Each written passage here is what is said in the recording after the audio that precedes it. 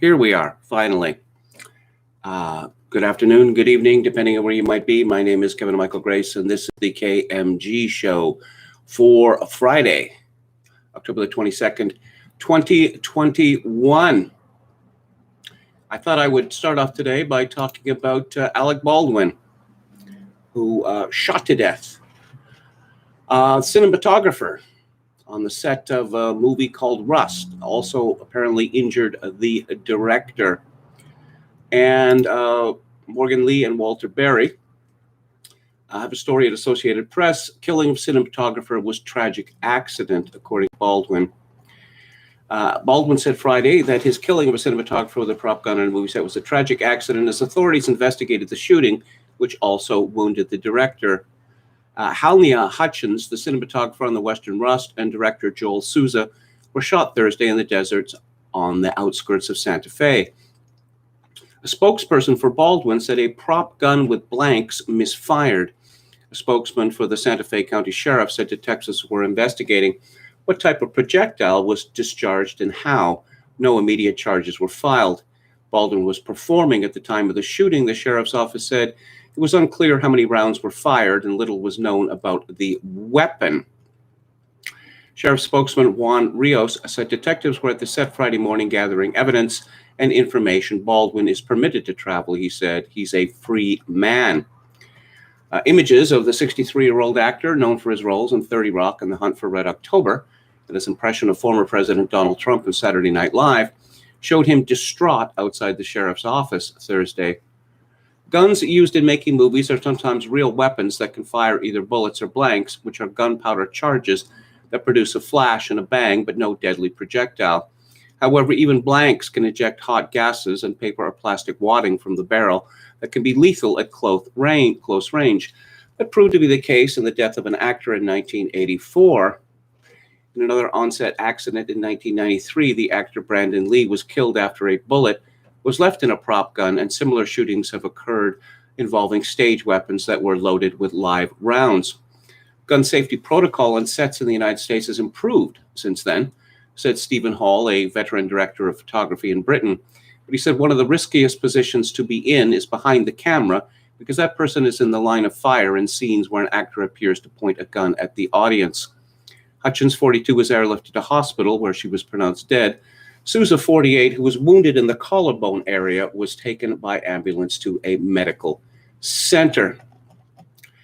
So the New York Times is updating this story.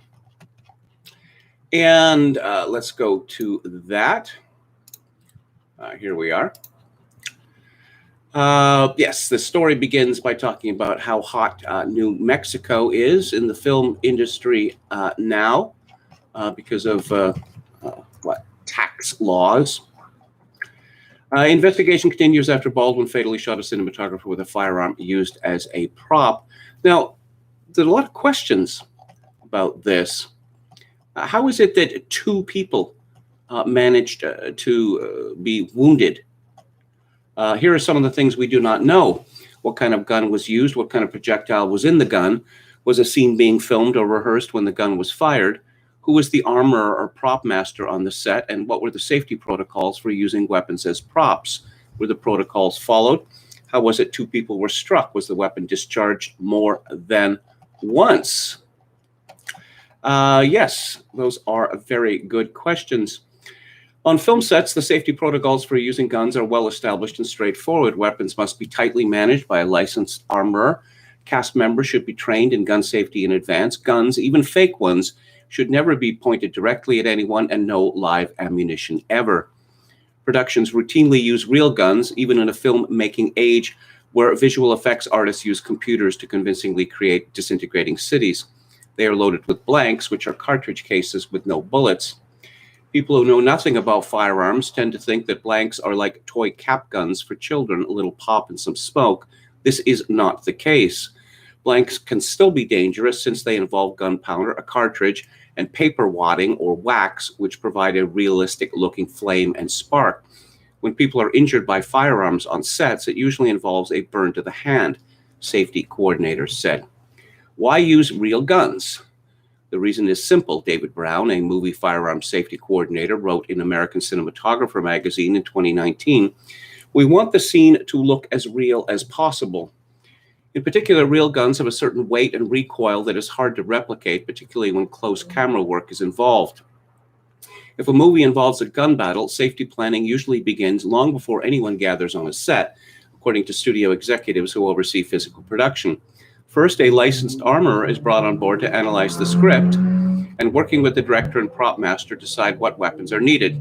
Studios tend to work with the same armorers over and over again. One such expert, John Fox, has credits in 190 films and 650 episodes of television over 25 years. Armorers own the weapons. They are responsible for storing them on set. Guns are not supposed to leave their hands until cameras are rolling.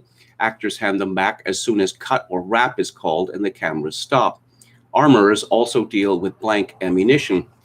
A production will typically institute rules for keeping a safe distance from the muzzle of a gun loaded with blanks, which is usually 20 feet. According to Larry Zanoff, an armorer for films who worked on the set of Django Unchained. He was not involved in Rust, the movie being filmed on Thursday while Alec Baldwin shot a gun being used as a prop. Brown wrote, "Safe distances vary widely depending on the load and the type of firearm, which is why we test everything in advance. But I'll share a secret. Normally, I take the distance that people need to be away from a gunshot and then triple it. Studios typically require any cast members who will be performing with firearms to undergo training on a shooting range in advance. There they are taught safety and given general information about how guns work. Independent productions, for reasons of cost and time, may handle safety demonstrations on set. Various unions operate safety hotlines where anyone on set can anonymously report concerns. It is not clear precisely what kind of gun was being used in Rust, what it was loaded with, or what exactly was happening on the set when it was fired. It was also not known what kind of training the cast members may have had." And more from the New York Times. What is it like to be on a movie or television set when a gun is fired? It depends, of course. The indie production of Rust, where Alec Baldwin shot a gun being used as a prop, killing the director of photography and wounding the director, was a relatively spare one. Big studio movies like No Time to Die or The Fate of the Furious involve extensive gun battles, with blank ammunition always supposed to stand in for the real thing. But the safety protocols should be the same on any production, no matter the size, according to film firearms experts. A New York Times reporter got a sense of what usually happens on a set right before a scene involving simulated gunfire. It happened in October 2015 on the Baton Rouge set of the remake of Roots. Before the camera rolled, a crew leader stood in the middle of the wooded location with dozens of performers and crew watching and gave a safety speech in an urgent, serious tone. The scene they were about to film involved cannons and gunfire from period weapons. "All right, everybody," the crew leader said, "we have to discharge the gun. So we're not playing with toys, guys. If something goes wrong, I'm going to yell cut, and we're all going to back off calmly. The cannons are all faced out. We've been all through this training. We've rehearsed it over and over. We all get it. But pay attention. This is not a game. I keep saying that, guys. These guns are for real." Does anybody here have a question about what we're doing? The crew leader fielded a question about which cannons would fire and which ones would not. He gave instructions about what actors should do when they heard cut yelled from the sidelines. "Just stay where you are. We may need to support it or photograph it, or I don't know." He then asked for questions 3 more times. A female crew member spoke up. "Does anyone want ear protection? Ear protection, now's your chance." Soon after, the cannons boomed, shaking the leaves off 50-foot trees. "Ready, I need that fire on that hill," an actor playing an officer yelled as cameras rolled to recreate the brutal Civil War battle of Fort Pillow. The Times goes on to report the death of Brandon Lee, Bruce Lee's son, in March 1993 on the set of the movie The Crow, after being shot at with a gun that was supposed to fire blank cartridges. The tip of a .44 caliber bullet had become lodged in the gun's barrel in filming a close-up scene and dislodged when a blank cartridge was fired. The bullet pierced Mr. Lee's abdomen, damaging several organs and lodging in his spine. Of course, there's also the accidental death of the actor John Eric Hexum, who decided to play with guns and held a gun to his head And, it's just blanks. Yes, very, very foolish. He died of massive brain injury. Terry Kath, the original guitarist with the band Chicago, was drunk at a party in, I believe, 1978, and he decided to play fake Russian roulette. And he took out the magazine and, see, no bullets. Put the magazine back in, and he'd forgotten there was a bullet in the chamber, and he was killed instantly. Memo to self, never play Russian roulette, even in jest. Now, it turns out that this film, Rust, Alec Baldwin he co-wrote the story, and he is a producer of the film. Now, to the extent what actual involvement he had in production is unclear, because oftentimes a producing credit is a vanity credit. But it occurs to me, seeing this, that Baldwin may be held liable for the death. And then we come across this item in Blind Gossip, which I think is the most reliable of the gossip sites. We have some shocking inside information about what was really going on behind the scenes of a troubled movie that is currently in production. The crew actually staged a walkout before this happened. The crew walked out. Why? The crew had very serious concerns about safety from the first day of production. The cast was also worried. It was obvious that the expert who was hired did not know what the hell they were doing when it came to handling weapons, and it scared both the cast and crew. The crew was afraid that someone was going to get hurt. That's why they walked out. So the producers knew there was a problem? Absolutely. They knew there was a very serious problem, and they knew why the crew walked out. Wow. So this accident did not happen out of the blue. The safety issues on this movie were known to cast, crew, and producers from the very beginning. The crew was concerned enough to walk out. Clearly, the problem was not fixed. Given all this, the production company and the individual producers, which include the lead actor, may ultimately be responsible for the tragic consequences of their actions. Okay, that's a gossip site, but here's a story by Gabriel Chung in People magazine, which is considered somewhat more reliable than a gossip site. Rust movie crew didn't feel safe for shooting incident involving Alec Baldwin, says source. And it's pretty much the same what you heard from the Blind Gossip item. Spokesperson for the movie's production company, Rust Movie Productions, LLC, tells people the safety of our cast and crew is the top priority of Rust Productions and everyone associated with the company. Though we were not made aware of any official complaints concerning weapon or prop safety on set, we will be conducting an internal review of our producers while production is shut down. We will continue to cooperate with the Santa Fe authorities in their investigation and offer mental health services to the cast and crew during this tragic time. So you might remember that during the filming of the Twilight Zone movie, well, John Landis got away with killing Vic Morrow and a couple of Vietnamese kids. There was blatant disregard for safety regulations, and Landis got away with it. Here's an interesting note. The final episode of the original series, Perry Mason, The Case of the Final Fade Out, has as a plot point the switching of a gun or switching of ammunition on set to kill someone. The leading actor on a TV show is an obnoxious jerk, and it's typical Perry Mason. Who would have a motive to kill this fellow? Well, get in line. Spoiler alert. It turns out that the actual killer was a clean-cut, eternal American boy, Dick Clark. And interesting, some trivia here. The first murder is committed with a prop gun, specifically a semi-automatic pistol modified to fire blanks. Such guns have bore restrictors, weakened springs, and ground-off locking lugs, all necessary to operate with the weak chamber pressure and recoil impetus of blanks. They invariably blow up or fly apart if fired with live ammunition.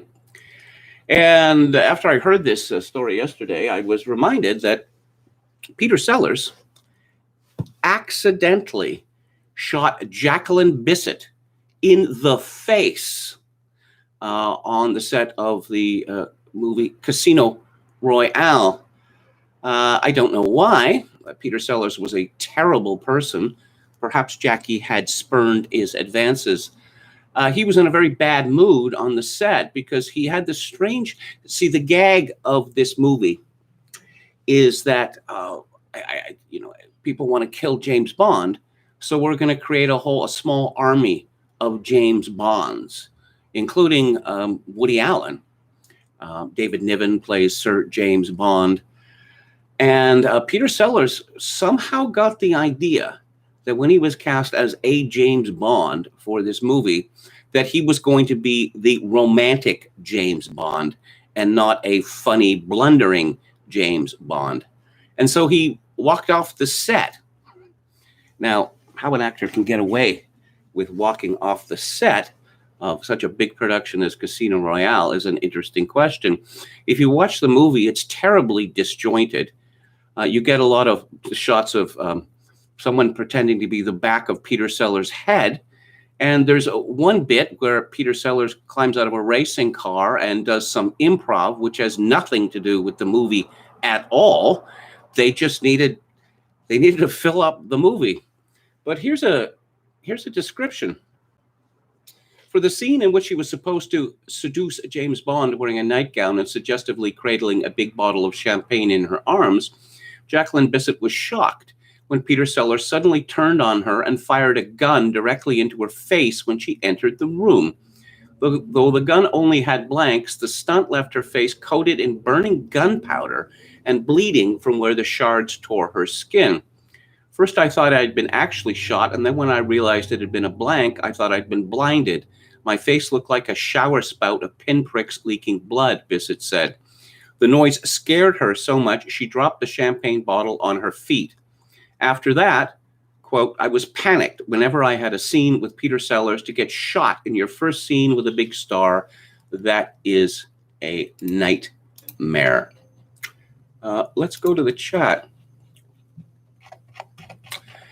And hello to Head McNeck, No Sleep to Breezewood, Pennsylvania. Chococan 666, who says Union walkout on set, Scabs replaced Gun Wrangler. Hello to Contracoup, GC Style, Dan Anrun, Palcasso 88. Anrun says he was excellent in The Departed and The Aviator. I think the world of Alec Baldwin. I know he's a raging shitlib, but you get the sense of Alec Baldwin that he remains at heart a Long Island Irish Catholic hard ass. He's interviewed by Jerry Seinfeld, Comedians Cars Coffee Show, and he tells a story from when I think he was in high school, that he had a job on Saturday. So he goes to work at, 8 or 9 in the morning, and his brothers are in the driveway playing some sort of game. And then when he gets back at, 4 or 5 in the afternoon, his brothers are still in the driveway, still playing the same game. And Baldwin recounted how disgusted he was at their laziness. Someone informed me via Twitter that Baldwin had given an interview talking about how his career was rubbish, that, he was in a submarine movie and all the rest of it is no good. Well, I'd have to disagree. Of course, he said this very thing as Jack Donaghy on 30 Rock, where he was told, he was saying, never get into network television, because if you get into network television, people will never take you seriously again.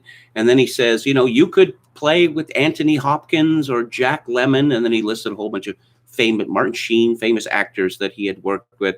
Doesn't matter. People won't take you seriously. So it appears that Alec Baldwin, like many actors, is full of self-loathing. Hello to Emmett Kelly's Earth, John S. Miami Blues, yeah, it was great, says Palcasso 88. That is a terrific little movie with Alec Baldwin playing a just crazed criminal who has no understanding how mental he is.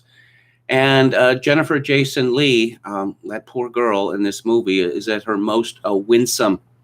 Fred Ward is in it as well, and Fred Ward is always good, so I recommend that. Anron says very memorable, well, of course, in Glengarry Glen Ross, but his one scene is perhaps a little overrated. Well, I don't think so. I mean, it's perfect, you know. I suppose it helps, you know, that Alec Baldwin was pretty much the handsomest man in the world when he shot that scene. Urban Planner says, my friend is a movie armorer, and he left his real loaded sidearm laying around the workshop when I was looking at some of his stuff. Palpcasso88 says, it's interesting how he was on the cusp of superstardom after Red October, but it never happened. Well, he refused to appear in any sequels. And Baldwin has a reputation for being troublesome on the set. And Art Linson's autobiography, the producer Art Linson's autobiography, he describes terrible problems because Baldwin was appearing in a movie and he refused to shave his beard. You know, and the director said, and everyone said, look, this character does not have a beard. So, you know, he sat in his trailer there. No, I'm not gonna work unless you let me shave my beard. And in the movie version of this, I think he, as a joke, he shaves half the beard. I should mention the movie The Edge, which was written by David Mamet, the movie where Alec Baldwin plays with Anthony Hopkins. That is a terrific movie showcasing the beauty of Alberta's Rocky Mountains, which fill in for Alaska. What else do we have here? David the Gnome says, I thought Brandon Lee's death on set was ultimately because he decided to mock Jesus Christ in a particularly biting manner in the movie The Crow.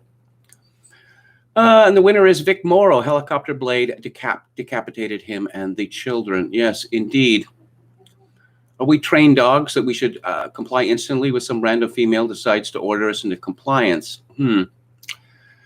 Okay, KMG, please do Dune for the book club. Okay, I'll think about it. Hello to Koga Pan and Yo Mama. Okay, the Twilight Zone movie. Let's see. George Miller's segment is great, and Joe Dante's segment is great. The Landis segment, oh, it is just so terrible. Oh, did you know that racism is bad? Yeah. Vic Morrow, he's ranting in a bar about some Jap bank owning his mortgage, and so I guess he deserves to be tortured for that. And the Steven Spielberg episode is just, it's no good at all. Neil Terry says there was the Russian, I think, director who gave himself and several cast members fatal diseases by filming in a location filled with toxic waste. Not as immediate, but nasty. These are the same people that freak out if animals are hurt on a film, says Red Sulfur. Yes, David says the switching out of blanks with live rounds on a movie set seems like a classic crime story. But again, I'm just wondering, how true is this assertion on IMDb about how these guns are modified so that they won't work with live rounds? Tarkovsky Stalker, Toxic Set, says Red Sulfur. Wasn't there an opera where a murder was carried out by swapping a blank firing gun with a real one? Tosca, I think, says Steve.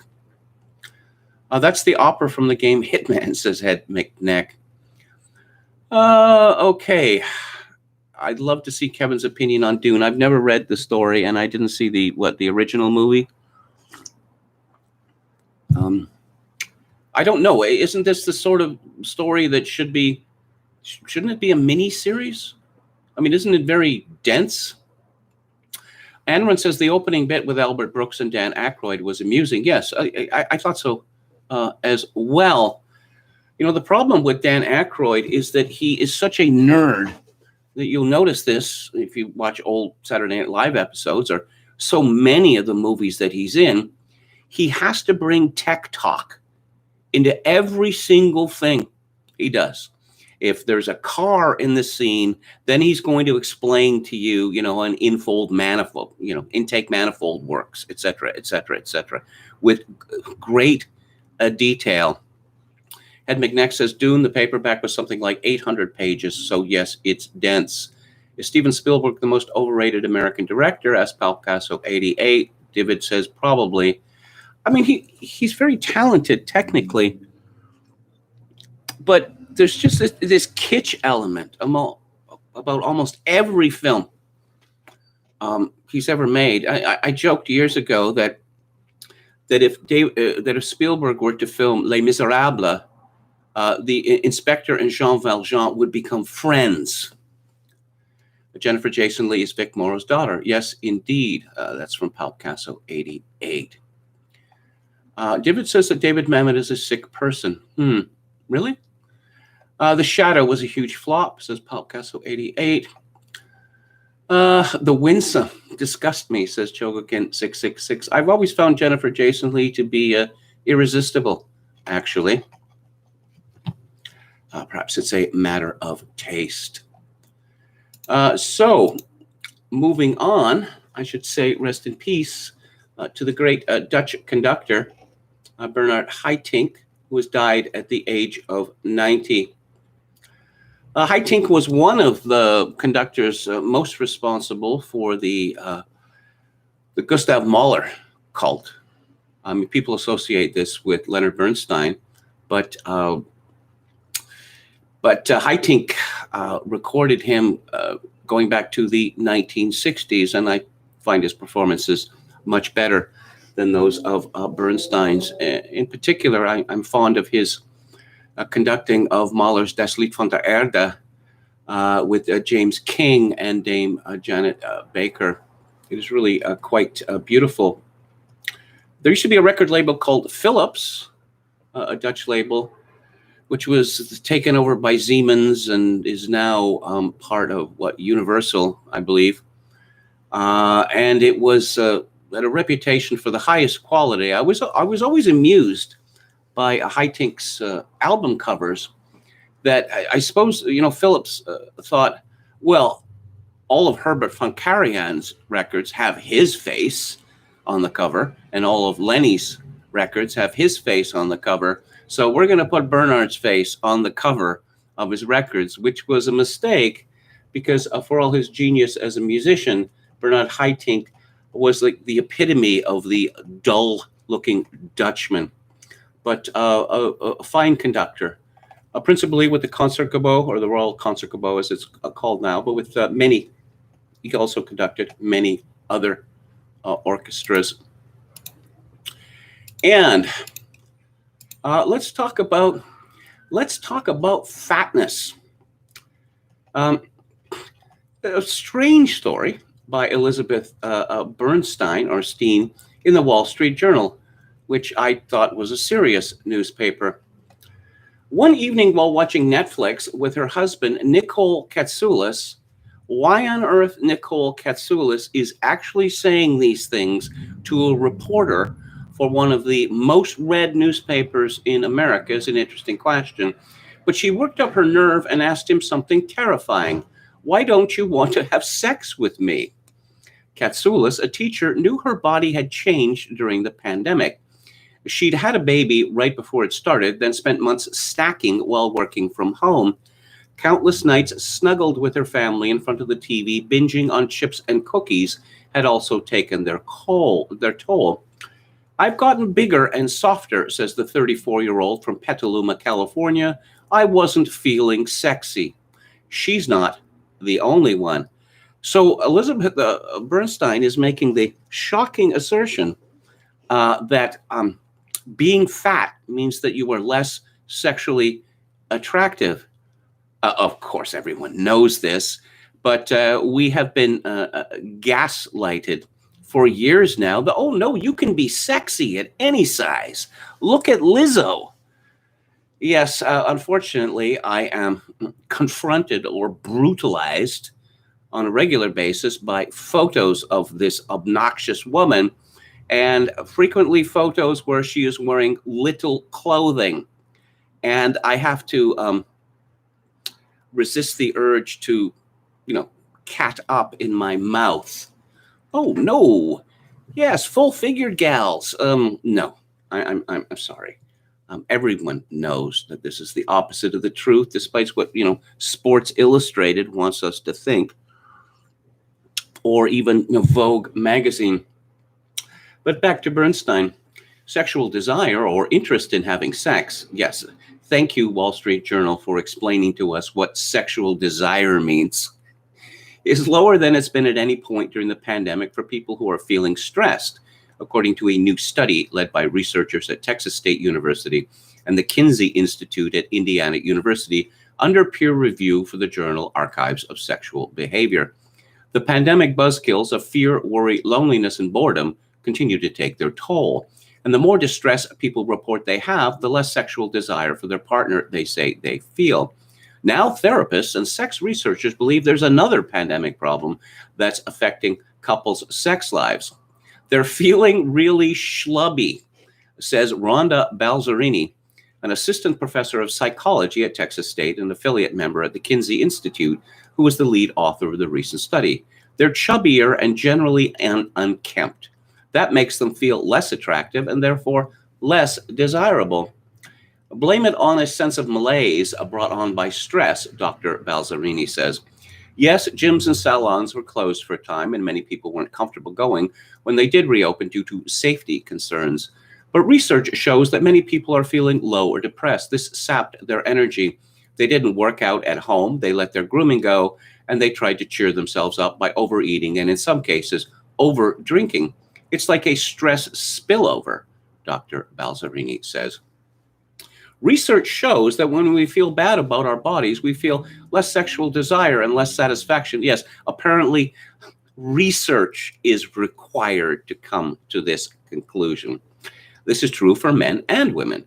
Even thinking about how someone else may negatively assess our body can decrease our own desire. And feeling bad about our body during a sexual encounter can lead to decreased satisfaction. Again, we need research to come to this conclusion.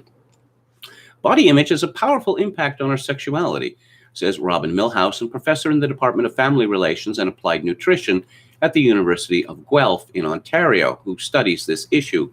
And we're our own harshest critics. I suspect that's more true for women than for men, actually. In reporting this story, I found people dodging their partner's overtures, hiding under the covers during sex, and faking headaches and backaches, all because they felt schlubby. I suspect that this is the first Wall Street Journal ever to use the word schlubby twice. A business owner in Los Angeles who gained 20 pounds during the pandemic says she tries never to be naked in front of her boyfriend, going to bed before he does, showering in a different bathroom, and praying that he'll get out of bed first thing in the morning so I can dodge another bullet. Wisely, this business owner did not disclose her name. A realtor in Pittsburgh suggested to his husband, I'm not going to talk about that. A mom in Philadelphia says she feels disgusted with her husband when he tries to get things going in the bedroom. It's like, what's wrong with him? I'm gross, she says. A writer in Southern California says that when his couples therapist gave him a worksheet on how to spice things up in the bedroom titled The Sensual Journey, 7 exercises for creative intimacy, a feeling of dread washed over him. At this point of the pandemic, I'm out of breath just rolling over on the sofa watching TV, he says. So how can you jumpstart your libido? The experts are clear. Start touching. When you feel schlubby, bing, okay, we're up to 3 times now. You're stuck in your head. You're distracted by this idea that you are not good enough sexually, says Barry McCarthy, a retired sex therapist, co-author of Rekindling Desire, and professor emeritus at American University, where he taught a human sexuality course for decades. The solution is to get out of your head and let your body take over. That's where touch, or what psychologists call responsive sexual desire, comes in. Think of touch on a scale of 1 to 10. 1 is affectionate. 2 to 3 is sensual, say a back rub. 4 to 5 is playful and flirty, such as a teasing touch. 10 gets you to sex. Too many couples have only affectionate or sexual touch, Dr. McCarthy says, yet it's giving and receiving sensual and erotic touch actively, not passively, that gives your body a chance to override your worried mind. Now, of course, sexologists, or whatever they call themselves, have been saying this for over 40 years. There's a very famous novel by Kingsley Amis called Jake's Thing, in which his wife has gotten fat and he doesn't want to have sex with her anymore. And so, he has his own problems with arousal, and they go through the whole touching ritual from 1 to 9, and guess what? It doesn't work. Of course, the novel ends with Jake deciding, okay, it looks like I'm not going to have sex anymore, and you know what? I don't care.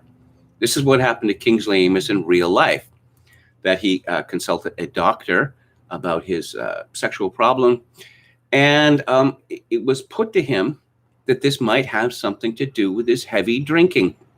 And the doctor suggested he stop drinking or else radically decrease the amount he was drinking. And Amis's response was, I'm not going to do that. Elizabeth Bernstein, according to Wikipedia, born in 1968, is an American sociologist who was noted for her studies that focus on women, gender, and sexuality.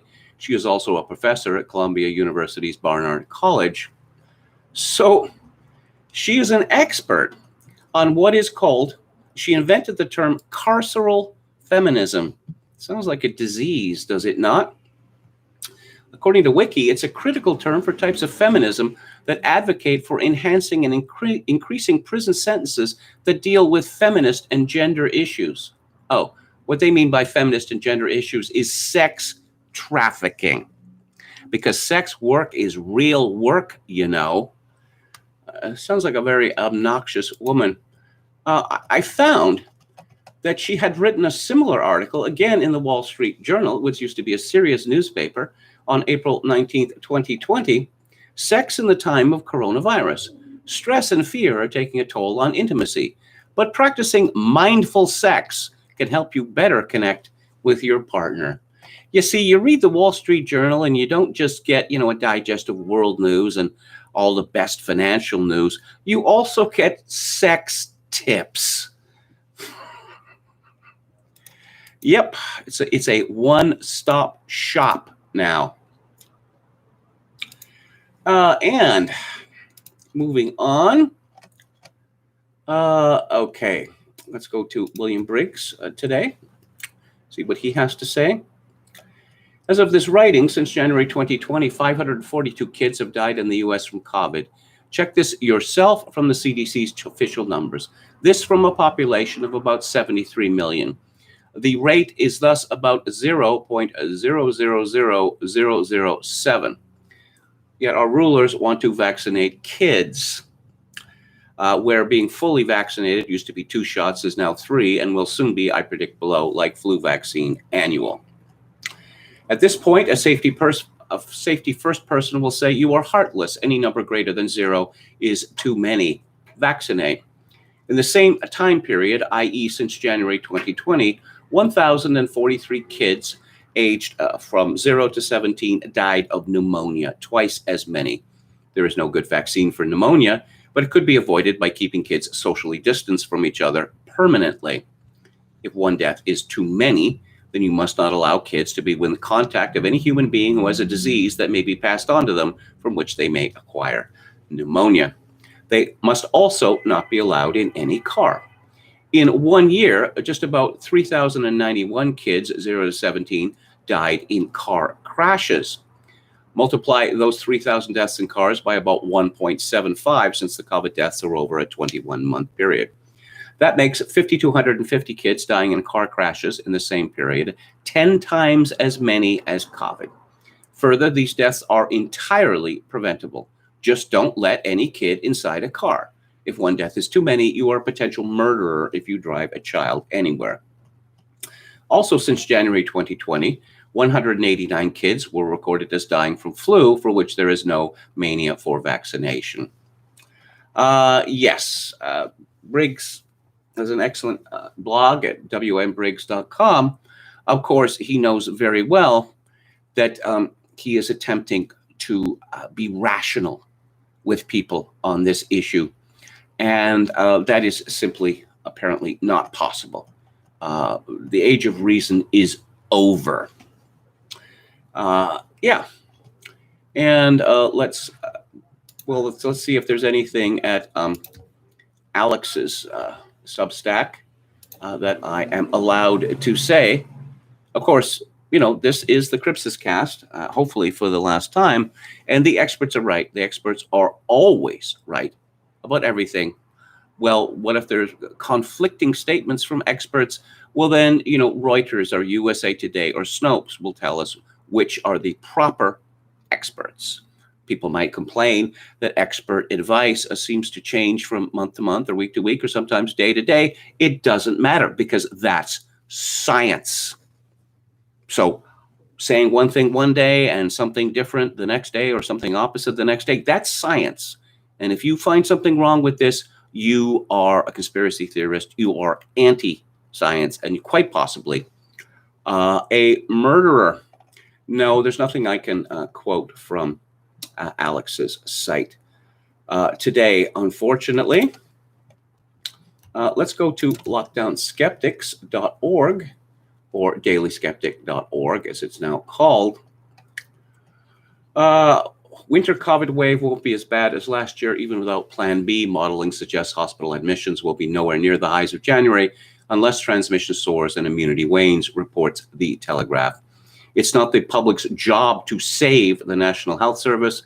We have now locked down 3 times for the NHS. How many more do they need? Asked Camilla Atomini in The Telegraph. Censorship is rife. There are continuing concerns about the censorship of essentially all voices questioning any aspect of pandemic management, writes Hard.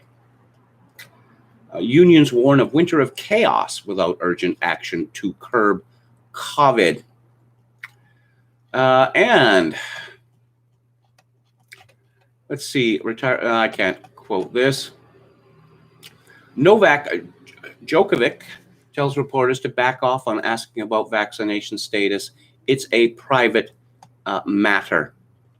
World number 1 Djokovic has repeatedly expressed his reservations about players being pressured to take a COVID jab, and the reigning Australian Open champion insists his decision is a private matter amid a string of controversies surrounding the likes of NBA star Kyrie Irving, who has been left out by the Brooklyn Nets because he is not vaccinated. Djokovic rival Stefanos Tsitsipas found himself at the center of a political row after he made a wide range of remarks about COVID and vaccines, and the Greek, whose own government seemed to distance themselves from views which appeared to include a suggestion that spreading the virus could have positive effects, now appears willing to be vaccinated. Russian contender Andrei Rublev has become the latest player to drop their apparent reluctance because of logistical issues not being vaccinated could cause. But Djokovic is yet to openly say he has had the treatment. Boris Johnson said today there is absolutely nothing to indicate there will be another lockdown this winter, in spite of mounting pressure from NHS bigwigs and trade union barons. This is from the Mail. The PM said that a national shutdown is not on the cards. His comments came after Tory MPs and hospitality chiefs urged him to resist calls from health bosses to trigger the government's COVID-19 Plan B. Conservative MPs fear going ahead with the fallback strategy of telling people to work from home and to wear face masks will put the nation on a slippery slope towards another lockdown. SAGE is backing Boris's decision not to implement Plan B. The latest modeling concluded that admission rates are unlikely to get significantly higher than those currently seen if vaccine protection does not wane much further than has already been observed. Travel firms charging up to £150 for cheaper lateral flow tests. Viral tweet opposing herd immunity gets pretty much everything wrong. This is from anti-Brexit campaigner Jolyon Mom, or Joe, as he insists on calling himself on Twitter. He criticized the government's initial COVID strategy, which, as we know, was later ditched in favor of lockdowns. Herd immunity wouldn't have been our strategy if the virus had targeted Etonians and bankers rather than working class and poor people. Yes, let's make this an issue of class conflict, eh? Government considering cutting COVID vaccine booster wait to 5 months. And let's see what Jim Kunstler has to say today. His title is, "What Am I Doing?" he asks. If you want a picture of things converging toward an unfortunate outcome, imagine Joe Biden playing chicken with the future of the nation. Trouble is, the future is a very big thing, so big you can't see where it ends. Well, Joe Biden is one mere mortal, small and feeble, and the old jalopy he's driving looks like it's veering off the road. The net effect is that life will go on in ways as yet undetermined upon this landmass between the great oceans, but the vehicle Joe Biden is driving will end up a smoldering wreck upside down in a drainage ditch with all the fragmites and discarded Bud Light cans. The passengers in the back seat are the economy and the social order of the USA, lying motionless with eyes X'd out in the twisted wreckage. Old White Joe did a town hall performance Thursday night, staged to demonstrate that he was in command of things with a roster of carefully vetted ringers chosen to pitch him softball questions on events du jour. Whose idea was that? And what sort of desperation prompted it? Answer number one: the clack of puppeteers watching the death spiral of their wicked schemes to consolidate power forever. And number two, a manifold collapse of the scaffold barely holding up something that resembles a normal life in the USA. The leader of the free world wandered the stage, sometimes oddly circling his interlocutor, Anderson Cooper of CNN, who had to step in and rescue the maundering Joe B. when he lost himself in thickets of talking points that no amount of rehearsal could avail to untangle. "What am I doing?" he asked more than once, but no one on the scene volunteered to remind him. The president frequently assumed poses that signified some kind of gross cognitive dysfunction, head turned down to the floor with his eyes shut, strange mincing steps in the direction of a fugitive thought, fists balled like a 2-year-old resisting some simple instruction. There was a robotic quality to the act, too, as JB repeated his placeholder phrase, "Here's the deal," to preface each flight into the murky jargon of Build Back Better. It fell short of convincing anyone about who was in charge of the nation's affairs at a very sketchy moment in history, and at the end, old Joe just ran down like a $3 gyroscope. In his lost moments, such as when Anderson Cooper inaptly tried to prompt him on the border crisis, "I guess I should go down," he admitted dolefully. The POTUS directed the cameras to his wife in the audience, saying, "Jill's been down there." We were supposed to conclude that she'd fixed all that for us. And Kunstler continues, "The exercise was obviously designed to turn up the heat on the two renegade senators, Joe Manchin and Kristen Sinema, who are disinclined to vote for the trillions of dollars in pending proposed legislation to drop money from helicopters all over the land and save the economy and impose all manner of janky surveillance measures." And I'm not going to repeat that phrase. The Obama-led claque behind all of the White House fakery wants to cram this down the country's craw before things go so far south that Americans start to think they're living in Tierra del Fuego. I doubt that the town hall stunt helped on that. And then there is the crucial governor's race in the Beltway state of Virginia, where sway-backed Democrat warhorse Terry McAuliffe made the possibly fatal error in a state tormented by school book politics of saying parents shouldn't tell schools what to teach. You can't overstate how damaging that utterance was to the whole woke Democrat hustle. All that monkey business is in the rumble seat of the jalopy that Joe Biden is driving into the ditch. The public's view of this panoramic debacle is apt to flip starkly in the days ahead as 5 years of mind screwing ends in this national drunken driving incident. China might postpone the Evergrande unwind a few weeks longer, but its economy is foundering on the more fundamental energy quandary.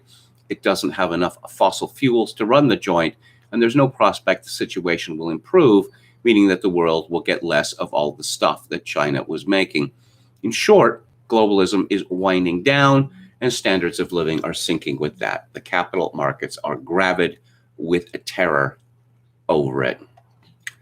And we have a story, more detail about Joe's town hall, which got, half the viewers? of Tucker Carlson's show.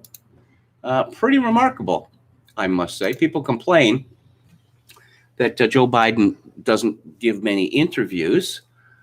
I suppose the problem is that people are not particularly interested in anything that he has to say. And I suppose a lot of people are disinclined to watch Joe Biden giving interviews because of a sense of pity or panic or embarrassment that they feel that this man is president of the United States. Biden says cops and other first responders should be fired for not getting the vaccine and mocks people who use freedom as a defense for refusing a shot during CNN town hall. I had the freedom to kill you with my COVID. Come on, he said.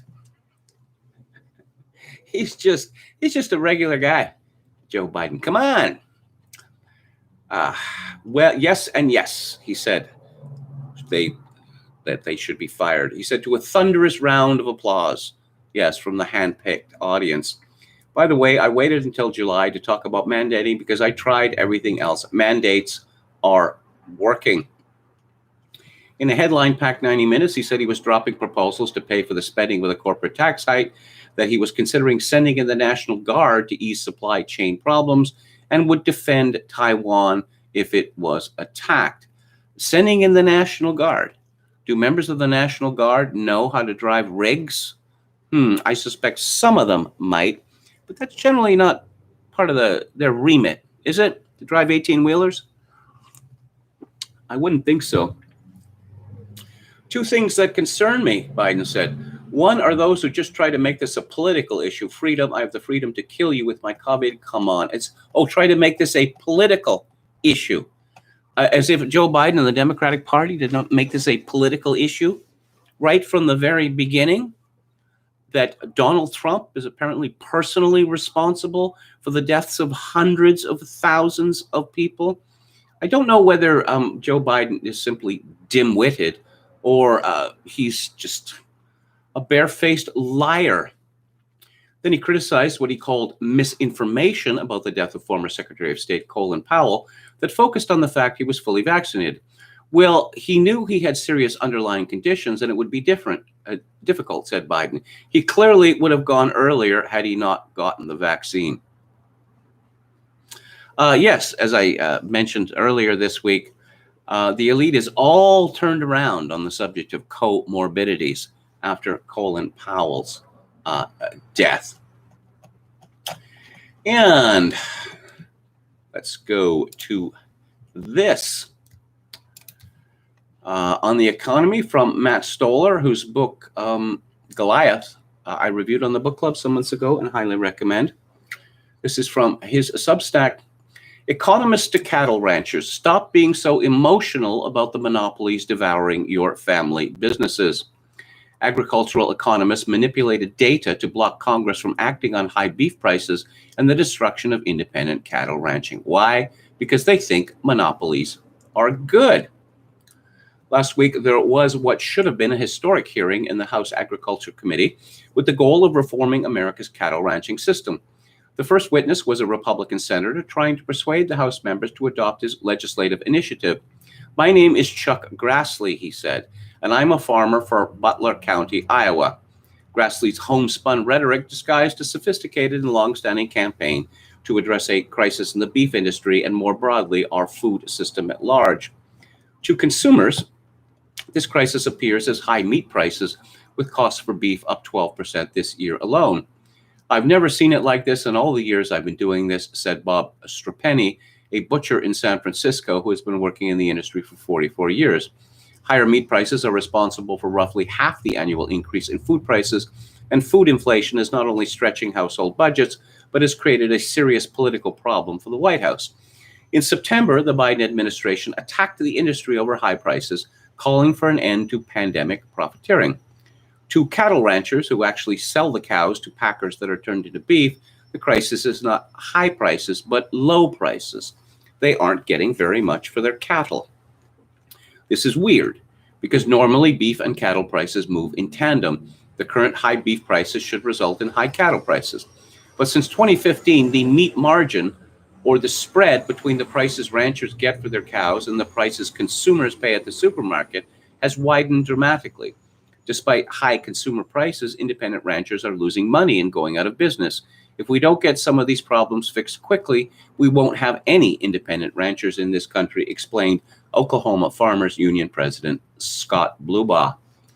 Why are there high prices to consumers and low prices to cattle ranchers? Grassley had an answer. The four major beef packing companies control 80% of the cattle industry, he told the House members, and they are what he called a choke point for the entire sector. In other words, follow the money. In the beef industry, it's not Amazon, Apple, Google, and Facebook suppressing business, but the big four: Tyson's, JBS, Cargill, and National Beef, who control 85% of the market and more in some regions. Grassley's choke point comment is right. For every dollar Americans spend on food, only 14.3 cents goes to the farmer, and much of the rest goes to the middlemen. JBS, for instance, paid out a record $2.3 billion in dividends in 2020 and plans to increase that by 75% this year, even as cattle producers leave the industry.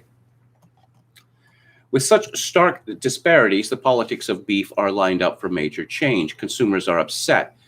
More importantly, ranchers, who are a fractious bunch, tend to have wealth and connections, and they have for the first time unified around a core agenda of making packers disclose prices paid for cattle.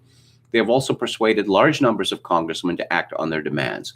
Bitterness between ranchers and packers is so bad that JBS exited the National Cattlemen's Beef Association, a politically powerful trade association. Schisms in industries like this don't happen often, and when they do, they mean reform is on the table. Is there really an emergency in the supply chain, or is this just a fight over money between well-off ranchers and massive multinationals? The answer is that there is a serious problem that goes beyond parochial concerns. Back in May, I interviewed independent ranching advocate Bill Bullard to talk about something that hadn't happened in America since World War II, a beef shortage, along with accompanying high prices. Like a lot of shortages, it's easy to chalk this one up to COVID, but in fact, there was plenty of cattle. It just wasn't getting to the shelves. So what was happening? One hint is to look at packing plants. In the late 1970s into the early 1980s, beef packers consolidated as a result of policy. The Reagan administration facilitated a large merger wave, and the courts threw out a consent decree going back to the 1920s that blocked packers from engaging in a variety of anti-competitive practices, such as owning their own feedlots. The result was the recreation of a new oligopoly that had been taken apart in the 1920s, a set of dominant firms profiled by Upton Sinclair in his 1906 book, The Jungle.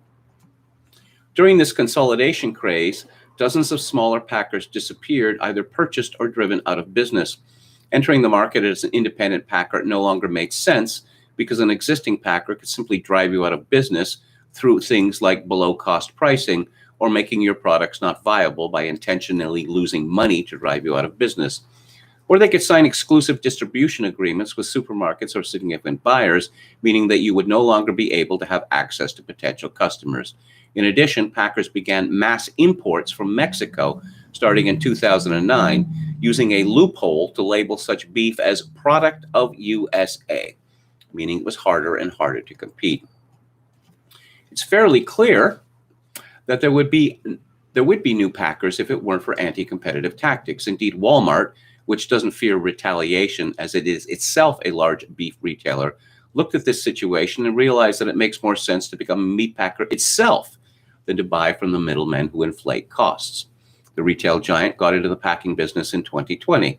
Walmart is not good for independent ranchers, but that the chain entered packing is an illustration of how bloated the cost structure is of existing players. Along with the consolidation came plant closures. From 1977 to 2014, packers closed over 200 packing plants. Plants did become bigger and more efficient, but overall capacity declined, and the product lines became less flexible. In 1989, industry-wide slaughter capacity was 145,000 head a day versus 128K in 2014.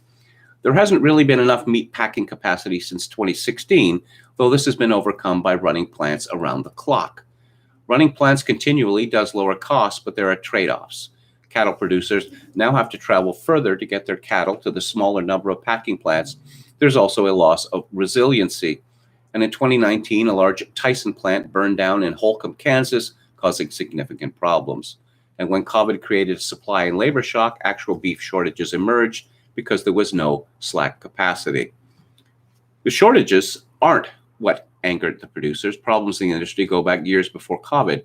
Ranchers suggest the Big Four have been fixing prices to lower what they get paid. This market rigging took place over time as the packers gradually forced changes in how cattle markets work. Traditionally, cattle ranchers had sold their cattle at open cash markets where they would display their cows and packers would bid for them. It was a rich, thick market with information about prices displayed very clearly to buyers and sellers. Such markets are hard to rig.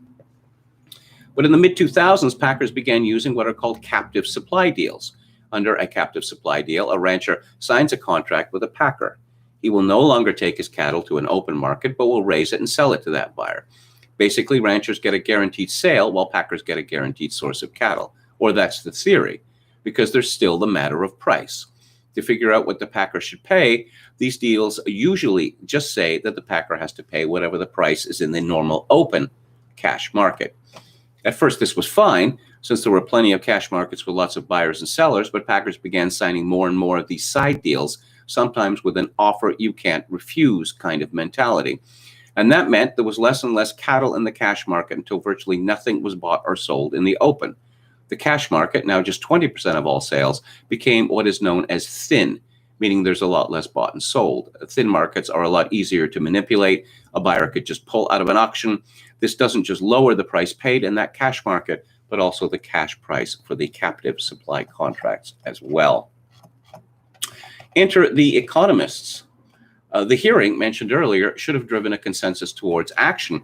But 2 days before the hearing, a small group of economists centered around the Agriculture and Food Policy Center at Texas A&M University, with support from the Department of Agriculture, and it released a report on the beef supply chain with anodyne name, The U.S. Beef Supply Chain Issues and Challenges. And this book stopped the movement for reform dead in its tracks.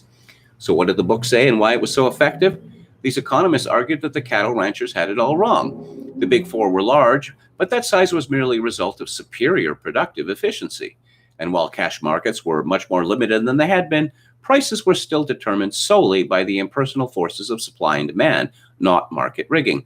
Moreover, these economists issued a serious warning to members of Congress considering reform. Any policy action would cut into this efficient system and produce numerous and detrimental unintended consequences, especially to the naive cattle ranchers asking for the government to step in. One particular economist, Stephen R. Kuntz, wrote the most important chapter. He gave a specific number to the warning. Grassley's preferred policy intervention, Kuntz argued, would cost cattle producers $16 billion over 10 years. Yes, and he just pulled this number out of the air. So we see this is another example of, so-called conservatives worshiping the market at all costs. And, oh, yes, so the rich are getting richer, the 1% is getting ever wealthier, and the middle class is being destroyed, but that's efficient. And there's no other way that we could do things. Efficiency at all costs. Maybe, one day there'll just be a slaughterer of cattle, and then, of course, these companies become too big to fail. And then the economists say, oh, yes, we are academics, and we're going to put our stamp of approval on this. I'm reminded in one of Adam Curtis's documentaries where he's talking about game theory and how this swept the academic world, I guess, beginning, in the 1960s. And he interviews the fellow who was the subject of that movie, A Beautiful Mind, who said to Adam Curtis, "You should just ignore everything I said at the time because I was mentally ill." He talks about a game called F Your Buddy. And it's about competition. And it gives you opportunities to cooperate or simply to be selfish. And this was the received wisdom, that this is how people acted, always selfishly. Well, it turns out that this game was tested. And it turned out that there were only two groups of people who always acted selfishly. and worked openly to sabotage other people. And those two groups of people were, one, economists, and two, psychopaths. Let's go to the chat. Don Willis says Cargill equals death. Steve says a chicken choke point. Cheesy Style says they're working on free-range beetles as a market substitute. Jokin666 says ripe with cruel depravity in the quest for ever higher profit makes me sick. Well, yes, I was discussing this question with regard to Britain. Could have been this week, that these massive slaughterhouses are so disgusting that natives of the countries won't work in them. So guess what? They are foreigners, many of whom are illegal immigrants. And of course, the cattle industry does not look kindly on American efforts to control its border, because that means they might have to pay more money to Americans to work at their disgusting plants. Chogahan666, efficiency equals produce tastes like shit, animals suffer unspeakably. As Kevin has said here multiple times, small is beautiful, says Ann Run. Well, yeah. But, if low prices are the only concern, then, you can go to McDonald's and you can buy one of their economy burgers, and it doesn't taste like food. On the other hand, it is cheap. Palcaso 88 says KMG should do Saint Etienne on Music Monday. Well, that's a good idea. I love that band. David Wisdom, who was late night weekend disc jockey at the CBC for many years, always used to say that they were the perfect pop band. Emmett Kelly Sir says BlackRock will buy up the rancher's land and use it to raise bugs for other people to eat. In his hometown, Scranton, no one cared. Come on, man. Yes, there was this chance of let's go, Brandon. Pretty funny. Okay. Army has drivers for heavy equipment transporter that carry tanks. They could drive rigs. We're talking about a fire on a U.S. ship, which was apparently deliberately set, according to Kon-Tiki Roulette, because of revenge from an imagined slight. They had to scrap the ship. A sub crashes into a rock. Guesses, please. Well, in one of these recent U.S. Navy disasters, and no one was cashiered for this, that the lieutenant on the deck was not communicating with someone that she should have been communicating with. And you know why? She knows what she did. That's why. I'm not making this up. And again, the women responsible were not cashiered. Okay. Biden's maunderings aren't even up to the level of what McAdoo said about Harding's, an army of pompous phrases moving on the landscape in search of an idea. That's from Emmett Kelly's Earth. Sometimes these meandering words would actually capture a straggling thought and bear it triumphantly, a prisoner in their midst until it died of servitude and overwork. Anwar says the U.S. is a wicked but completely unserious country. I was in a garage in Alaska, says Don Willis. Employee said I had blown a seal. I told him, nah, that's just the frost on my mustache. I am confident Admiral Rachel Levine can lead us to victory, though, says Steve. Fatty Ford says we can stop wearing masks in March 2022, says Palcaso 88. Again, I just have to say, with regard to Doug Ford, he seems to be genuinely terrified of getting COVID, and for good reason, because he's 100 pounds overweight? Why aren't governments telling people that, if you don't want to suffer, the most serious consequences from COVID, start losing weight? I mean, that's a good principle at any time, especially in Canada and the U.S. Victoria, where I live, is said to be Canada's fittest city. And I walk the streets and I think, my God, what must the other cities in Canada look like? Russia is giving to the lockdown craze, it seems, more restrictions, QR codes to attend theater, etc. in some regions. Putin says it's up to the regional government to mandate facts. That's from Gamian. Okay. Beloved Vad, Eurasian Tsar, said that transgenderism for kids is monstrous. Anti-Putin press went berserk. David the Gnome says we really need to pass a law that every journalist or opinion piece writer must have a photo of themselves next to everything they write. Okay.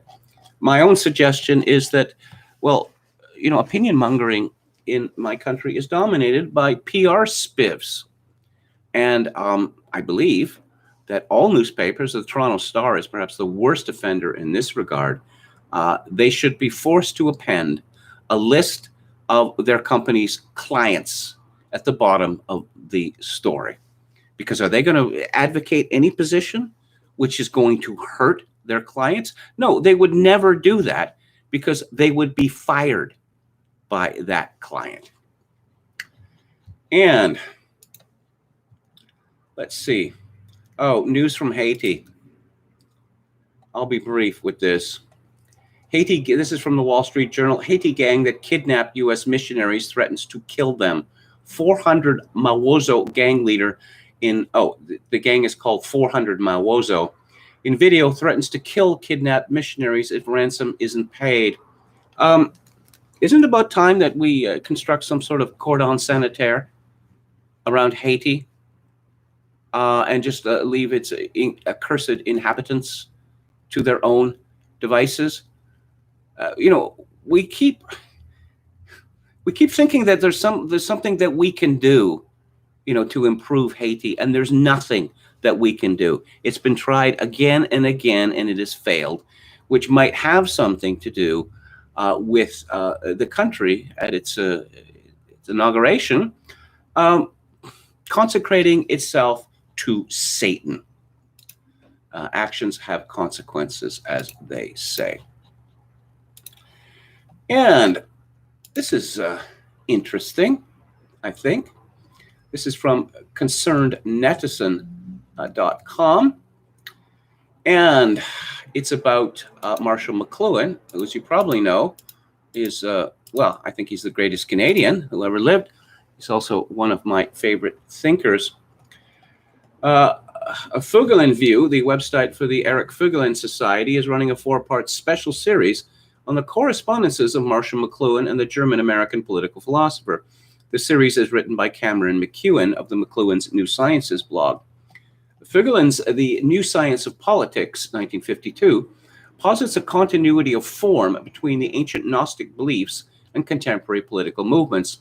A year after the release of The Mechanical Bride, 1951, McLuhan had, shall we say, a breakthrough into the nature of the poetic techniques he had been studying from Romantic poetry through symbolism into the modern styles as a process of psychology. A useful adumbration of his scholarly perspective on this development can be found in Through the Vanishing Point by McLuhan and Harley Parker. Concern with the processes in the arts led some 19th century aestheticians to consider that while the genius had a mind that used associations, his chain of associations worked backwards. Their concern was enriched by the work of Samuel Taylor Coleridge. The studies of Coleridge inspired Edgar Allan Poe. The effect of Poe on Baudelaire and Valéry is well known. The idea of a work of art as a direct manifestation of the creative process itself exerted wide influence among the symbolists. It remained only to devise means to include the audience in this creative process in order to reach that stage of aesthetics that is familiar in Expressionism and in the speculations of the 20th century. I should mention that Fuggelin, he talked about the eschaton, emanticizing the eschaton, which means bringing what rightly belongs to heaven to earth, and which led to an actual button. Don't let them emanticize the eschaton. In the first letter McLuhan writes to Fuggelin, he discloses the suddenness of his realization that these developments of artistic technique are identical with cult practices of ritual initiation. The collapse of two formerly discrete fields, art on the one hand and secret societies on the other, into one singular phenomenon radically reoriented McLuhan's approach to the artists he had been studying and admiring. He told them as much, as can be read in his letters of the time to Ezra Pound and Wyndham Lewis. More context and background on this strange relation can be found in Leon Surratt's excellent 1993 book, The Birth of Modernism, Ezra Pound, T.S. Eliot, W.B. Yeats, and the Occult, a book McLuhan would certainly have found to be of enormous help had it been available in the time of these correspondences with Voegelin. As it were, McLuhan and Voegelin both recognized forms of ancient religion present in the contemporary world, McLuhan in the arts and Voegelin in political ideology, providing the deep affinity in this record of the two men communing as ships passing in the night. The nature of McLuhan's opinions regarding secret societies, and in particular his suspicions of Northrop Frye, are explored at length in B.W. Powell's book Marshall McLuhan and Northrop Frye, Apocalypse and Alchemy.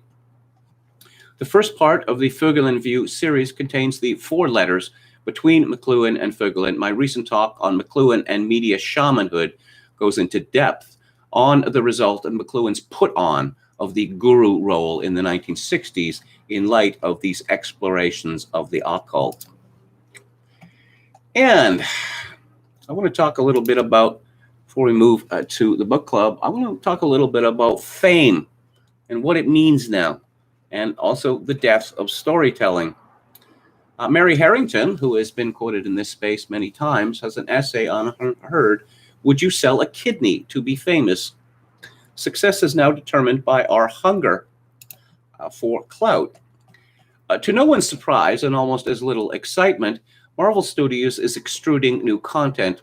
The Mr. Whippy of cinematic fantasy disgorges Eternals in early November, and yet more Spider-Man in early December. Meanwhile, column inches continue to be generated by whether or not the next 007 should be a woman, and Superman is now bisexual. Just as reliable as the output of these franchises is the grumbling about our apparent inability to come up with fresh new stories. The usual explanation given for the domination of franchises over new material is that media industries like a known quantity. What if the real problem lies deeper? What if, in truth, we're no longer able to come up with new stories because we've turned storytelling itself into a branch of influencer culture? That was the unsettling implication of last week's water cooler debate, Kidneygate.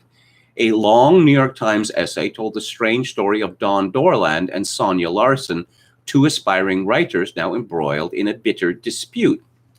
Dorland donated a kidney to a stranger, then created a Facebook group to talk about her journey and shared it with her writing group. Larson, a member of the same writing group, then wrote a short story depicting an egotistical and implicitly borderline racist woman donating a kidney. When Dorland learned this, she began an increasingly monomaniacal campaign of lawfare against Larson. Like the dress that was either black or white and gold, the story prompted a lot of debate. When does taking material from the world around you stop being legitimate and become invasive? Do we own our own stories? Or as the New York Times put it, who is the bad art friend? But perhaps the question should be, would you trade a kidney for a shot at immortality? For while on the face of it, Kidneygate seems to be 2 women arguing about art, in truth, it's about the only form of immortality on offer since the internet killed literature, clout. Once upon a time, the way to get famous as a writer was to publish a book, but the internet inverted that. The print publishing industry today is both bigger than ever and more beleaguered than ever by competition from other media, not to mention the ocean of free digital content. The result is diminishing returns. More than 188,000 books are published every year in the UK alone, but only 5% of authors sell enough to earn more than £30,000 a year. Against that backdrop, not unreasonably, publishers are more likely to be interested in people with a sort of profile that will help market their work. There are countless talented writers out there. The decisive factor in who gets the book deal is often being an existing player in public conversation. In other words, the swiftest route to become a famous author today is already being famous for something else. This means aspiring writers need that indispensable resource for an attention economy, clout, which translates roughly as the number of eyeballs you can persuade to notice you online. And chasing clout is indisputably a skill, albeit not a literary one. Building up clout can be done several ways, but perhaps the two most common are emotional exhibitionism and identity politics controversy. Expert wielders of clout attract fans and haters in equal measure, set people arguing among themselves, and then leverage the resulting public profile for real-world power or earnings. One such expert clout engineer is Nicocado Avocado, real name Nick Perry, a YouTube celebrity famous for his extreme eating or mukbang videos. Nicocado Avocado's content is voyeuristic in the extreme. Categories on his channel include fights, emotional, and upset feelings, among others. More important, he has 2.6 million subscribers, a store of clout that translates into serious earnings. In 2019, his net worth was estimated at $3 million. It is almost impossible to go too far with this kind of content. The only unforgivable crime, as far as consumers are concerned, is being caught faking the emotion. Mommy vlogger Jordan Cheyenne was recently pilloried after she accidentally uploaded an unedited video of herself and her child in which she could be heard encouraging her child to act like he was crying. She has since deleted her channel. In the more traditional cultural spheres of academia, politics, and literature, competition for eyeballs drives clout-chasing identity politics controversies. These can be guaranteed to spice up any otherwise dull policy debate with angry culture war cliques while handily boosting the profile of the would-be activist. Perhaps the consummate operator in this mode is the U.S. Representative Alexandria Ocasio-Cortez, who attained meme status recently by appearing at the $30,000 a ticket U.S. Met Gala in a white dress with "Tax the Rich" scrawled across the back, then blamed the criticism she received on racism and sexism. In every case, though, the core feature of clout chasing is that it centers not on what you say, but on others' perception of who or what you are. And here we see the heart of Kidneygate, a dispute over who gets to use the organ donation story as a means of cultivating their public self. If Nicocado Avocado figuratively spills his guts for those who follow his channel, Kidneygate saw someone spill them literally and then post about it on social media. Dorland created a Facebook group to collect the applause she expected to receive. She walked in a local parade as ambassador for organ donation. She even created a hashtag, "Do More for Each Other."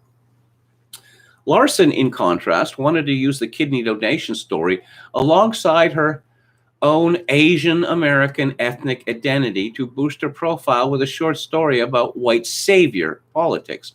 That is, she wanted to apply the clout-rich filter of American racial politics to this highly emotive content in order to increase her own standing in the world of fiction writing. And it should have worked. Before Dorland's legal action scuppered the offer, Larson's work had been selected for One City, One Story, a Boston Literary Award that would have seen her short story distributed free all over the city. "I'm just about old enough," Harrington writes, "to remember the before times prior to mass social media. Back then, we still clung to the idea that writing was about immortality, an idea captured by Shakespeare. So long as men can breathe and eyes can see, so long lives this, and this gives life to thee." Now, though, writing a book is just part of the media mix. Where fame used to be a means of getting your message out, now messages are a means of getting your fame out. In September, CBS launched The Activist, a show that turns political activism into reality TV, and where successful activism is measured via online engagement, social metrics, and hosts' input. Never mind making a tangible real-world impact. Like successful writing, successful activism is measured in clout. And once you've obtained enough of it, you can pivot effortlessly from reality TV to book writing, perfume launches, politics, or whatever. The only condition is that, like Harry and Meghan, you continue to feed gobbets of personal tragedy, emotional intensity, marginalized identity, or some other kind of emotive content to the clout machine. Do this, and the whole media mix is yours. It's not just the raft of celebrities flocking to write children's books. The 22-year-old poet, Amanda Gorman, made history earlier this year as Biden's inauguration poet, as much for her look and ethnicity as her aggressively bland poetry. Shortly after the inauguration, she signed a modeling contract. And this pipeline works just as well in reverse. Transgender model Monroe Bergdorf has a threadbare literary track record, having attained clout mostly for being photographed wearing clothes, or for public rows with corporations and gender-critical feminists over identity politics. And yet Bergdorf received a six-figure advance from Bloomsbury for the memoir and manifesto Transitional. The true message of Kidneygate, then, is not about art, but what art now serves. It signals that if we allow it, the world of letters will irrecoverably join cinema, music, and politics and activism as mulch for an online economy of attention. And the Faustian nature of the bargain is increasingly clear. A culture powered solely by the hunger for intensity will devour any form of culture that isn't already literal pornography. For in a raw economy of attention, the aesthetic or moral value of your work is irrelevant. What matters is emotional intensity and the power to generate discussion. Whether it's politics, art, literature, music, or simply people's personal lives, the clout economy will transmute it by a kind of reverse alchemy into pornography of the self. Before pivoting to YouTube emotional exhibitionism, Nicocado Avocado dreamed of being a concert violinist. Before pivoting to organ donation for clicks, Don Dorland dreamed of being a celebrated author. But there's little clout to be gained through working hard at creating beauty for a common cultural domain. No wonder 1 in 5 British children want to be social media influencers when they grow up. And when everyone's so busy crafting their online selves, no wonder there's no creative energy left to dream new shared stories, leaving us nothing but zombie franchises crudely gingered up by the culture wars. Will we rediscover an ability to resist donating everything, even our organs, to the clout machine? I hope so. If we don't soon regain a measure of digital self-restraint, the end point of every aspiration will be emotional porn. Or perhaps we could call it Kidneygate culture, a never-ending live stream of lost and miserable souls, self-defining, fighting, crying, binge-eating, or quite literally eviscerating themselves, all for our voyeuristic pleasure. So there's a lot of hype about an upcoming film called The Batman. You see, it's not just another Batman movie, it's the Batman. Now, I took an interest in this. I watched the Batman movie. I'm trying to remember the American director's name, Tim Burton. I quite like that. I didn't watch any of the sequels because that's about as much Batman as I need in my life. But there have been innumerable sequels, reboots, soft reboots, whatever you want to call them. And now we're getting this one. And it is starring Robert Pattinson and Zoe Kravitz. But I was interested in this project because it is directed by Matt Reeves. Now, Matt Reeves directed Cloverfield and Let Me In, which I think are both marvelous movies, two of the best movies made in this century. So why is he directing Dawn of the Planet of the Apes and War for the Planet of the Apes and now The Batman? Is it because studios are simply not interested in original stories anymore, unless it's some heartwarming story about someone overcoming sexual or racial prejudice? I wondered years ago, did he piss off somebody powerful in Hollywood? I understand, obviously there's more money to be made directing The Batman than there is Cloverfield or Let Me In. But judging by his previous work, Matt Reeves is a director who has an interest in artistic integrity. So it is, it's disturbing. Let's go back to the chat before we move on to the book club. How many more effing Batman movies do we need, says Anne Run. Well, apparently we need, every generation, it would appear, needs a half dozen. Div the Gnome says, Psycho Mountie could be a Mountie with telekinetic powers. It seems like all of their songs have great moments, but I never liked them as a whole. Deacon Blues might be an exception. We're talking about Steely Dan, are we? Different than Ohm says, are there any Canadian superheroes? Well, Superman was created by Canadians. Was he not? I love Steely Dan myself. You probably could have guessed that. Oh, so what is Don Willis having for supper? Braised beef, French green beans, Lyonnaise potatoes, green tea, raspberry tart.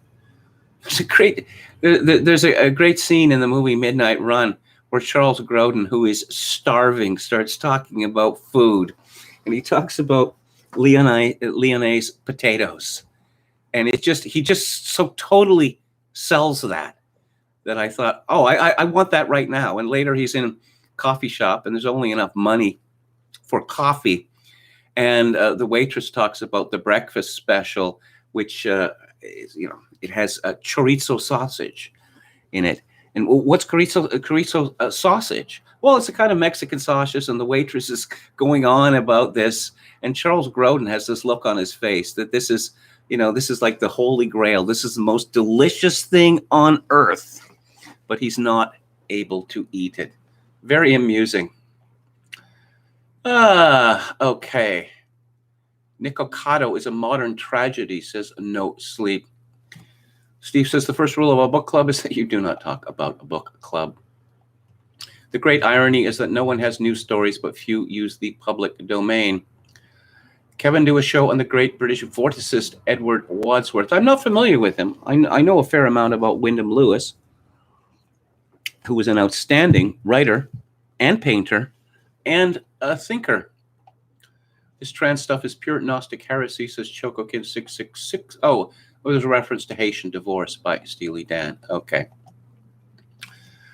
I understand because of scale, agriculture must be industrial, but the quest for executive profit needn't be so avaricious. Well, I remember years ago being shocked that the Conrad Black's number 2 man, David, what's his name, who took a malign interest in my career with devastating consequences. He was complaining about the amount of money his newspaper group was earning. And I think it was a 11% ROI. 11% isn't enough. It's not? How much? It wasn't all that long ago that 11% ROI annually would be considered damn good.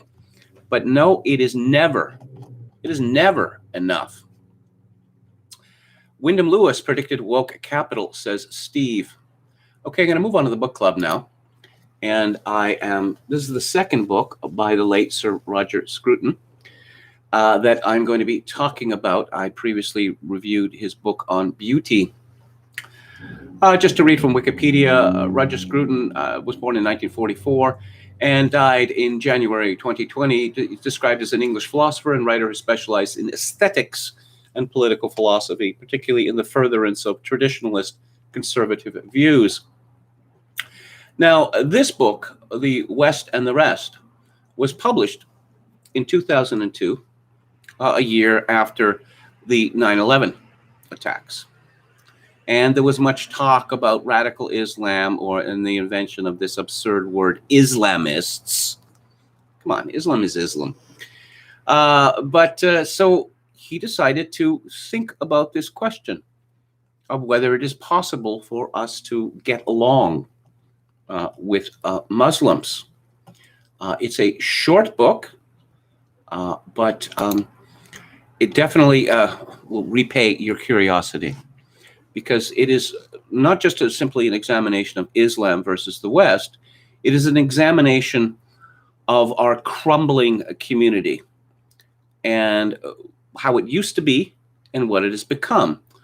But of course, people don't like to hear this. I'll read a section from the book. Aristotle told us that all human beings desire to know, but he failed to point out that they do so only when first reassured that knowledge will not be dangerous. People turn from uncomfortable truths and construct walls that will make those truths imperceptible. It is difficult to construct such a wall on your own, but in partnership with others and protected by a well-endowed institution, you can participate in the joyous work of falsehood and add your own block of adamantine prose to the ramparts. The purpose is not to tell lies, but to create an acceptable public doctrine. and a public doctrine is acceptable if it provides the foundation for a stable and internally secure human community. In short, the vast changes in the cultural life of Western societies have their origin in the search for membership among people for whom the old loyalties have lost their appeal. In place of the old beliefs of a civilization based on godliness, judgment, and historical loyalty, young people are given the new beliefs of a society based on equality and inclusion, and are told that the judgment of other lifestyles is a crime. If the purpose were merely to substitute one belief system for another, then it would be open to rational debate. But the purpose is to substitute one community for another. The project is also a negative one, to sever young people from historical loyalties that have lost their moral and religious dynamism. The non-judgmental attitude towards other cultures goes hand in hand with a fierce denunciation of the culture that might have been one's own, something that we have witnessed repeatedly among the American opinion-forming elites since September the 11th. Unfortunately, however, there is no such thing as a community based in repudiation. The assault on the old cultural inheritance leads to no new form of mentorship, but only to a kind of alienation. The poet Robert Bly argues that we have entered a sibling society in which the relations to parents lose all significance amid the sidelong glances to one's contemporaries and peers. That description strikes a chord, but in itself is no diagnosis. Why does society exist? Why is there a culture of youth? And why does this culture define itself negatively in opposition to the loyalties and pieties of parents?